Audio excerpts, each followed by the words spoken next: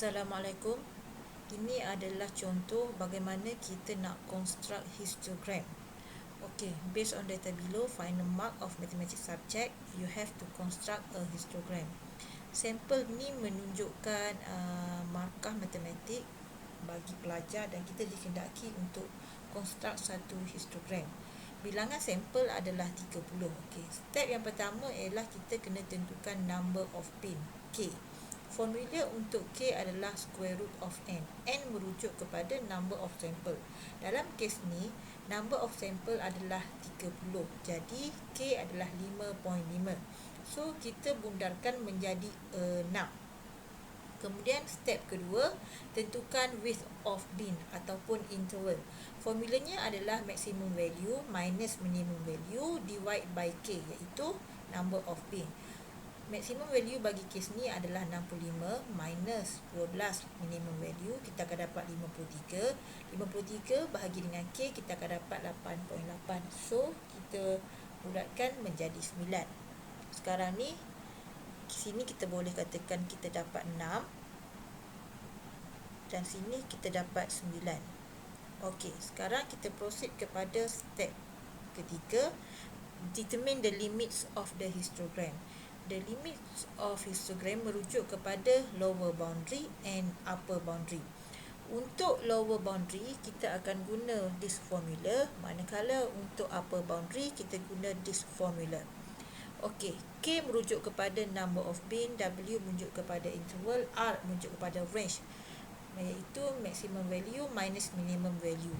So, daripada formula ni, kita akan dapat lower boundary kita adalah 11.5, upper boundary adalah 65.5. Setelah tu, kita boleh bina classes berdasarkan upper boundary dan lower boundary.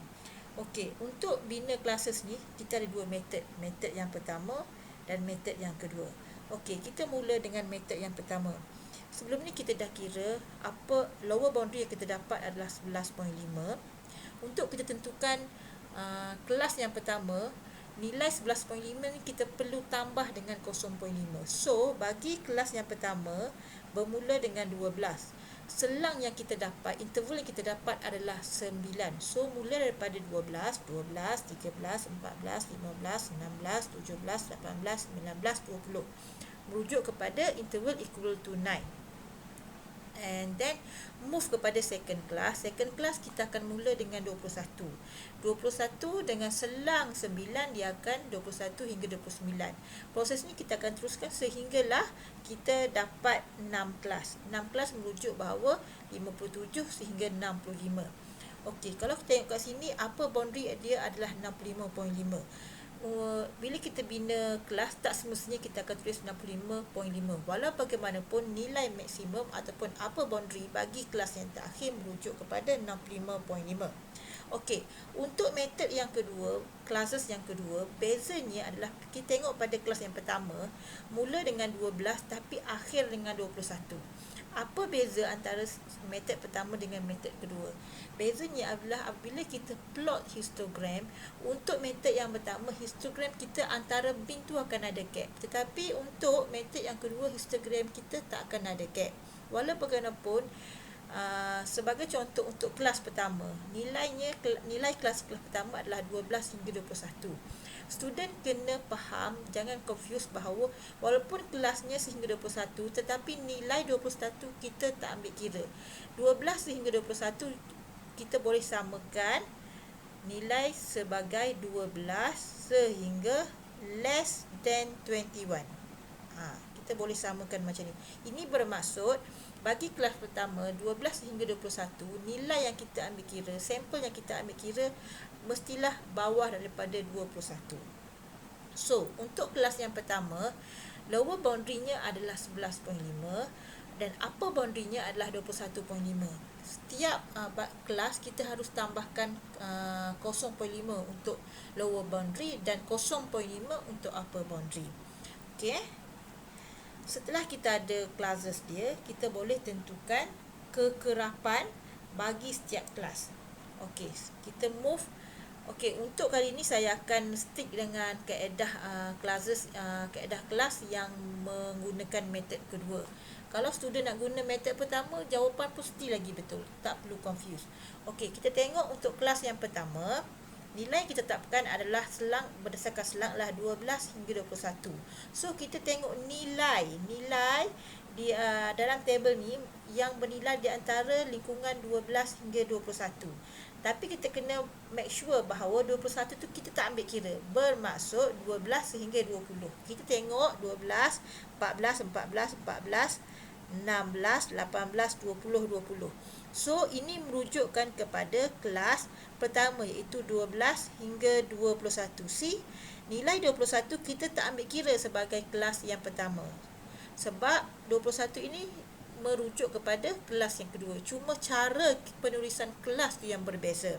Okey, untuk kelas yang pertama 12 hingga 21, frekuensinya adalah 8. 21 hingga 30, frekuensinya adalah 6. Dan kita proceed sehinggalah kelas yang terakhir yang mana frekuensinya adalah 2. Setelah kita dapat kelas, kita dapat frekuensi, maka kita boleh construct histogram. Okey, kita tengok histogram. Ini untuk kelas pertama, 12 hingga 21. 21 hingga 30 kelas kedua, 30 hingga 39. Okey, ini kita menggunakan kelas metod kedua. Kalau kita guna kelas metod pertama, antara bin akan ada sedikit gap. Walaupun kalau student nak pilih yang tu pun masih lagi kita akan kira sebagai jawapan yang betul. Okey. Tadi kita dah kira frekuensi. Sekarang ni kita nak kira relative frekuensi. Kenapa kita nak kira relative frekuensi? Kita nak tengok dengan lebih jelas persen bagi setiap kelas. Sebagai contoh, markah pelajar yang mendapat 12 sehingga 21. Kalau kita tengok frekuensi kat sini 8 orang, tapi bagaimana dari segi persennya? So kita boleh buat relative frekuensi 8 over 30. 30 ni bermaksud merujuk kepada keseluruhan sampel. So kita akan dapat 0.27. 0.27 merujuk kepada 27% pelajar mendapat markah di antara 20 hingga 21. So dengan adanya relative frekuensi, nilai ataupun data yang kita present tu kita akan nampak lagi jelas lah. Kemudian kita juga boleh ada cumulative relative frequency. Cumulative frequency ni untuk determine number of observation that lie above or below particular value in dataset. Kita nak tengok nilai kumulatif bagi histogram tersebut. Okey. Kalau nak tengok contoh histogram, saya bagi satu link kat sini. So nanti saya akan bagi slide, kamu boleh refer lah in case kalau kamu nak tengok lebih jelas. Okey, itu sahaja untuk contoh histogram.